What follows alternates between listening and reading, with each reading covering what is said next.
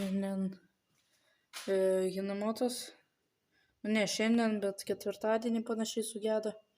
Ir matot kreivai, čia reversas, kuris eina trosu. Čia va. Ir va čia va išlenda. Ir va čia va eina. O va pagreitintojas, jisai netaip užsirietęs kaip šitas. Tai jisai netaip turi būti, kad užsirietęs. Ir va dėl to taip maišo įsijungt. Va matot, priekin tarpas, a gala normaliai įsijungt. Dabar. Tai va. Ir jisai tas užlinkimas maišo.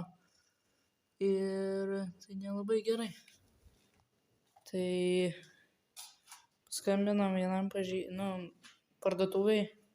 Sakė, nėra tokių dalykų, bet gali gaminti kažkas tai.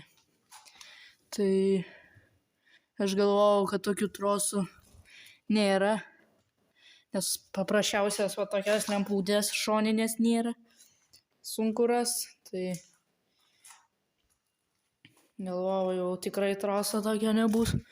Bėgių, va jisai eina va tenais, va link greičių dėžės. Tai va.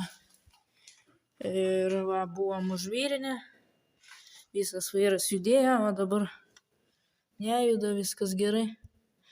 Tai va, vešim taisyt šitą trosą, arba trumpint, arba pagamint, nežinom. Dar kaip, va tėva va.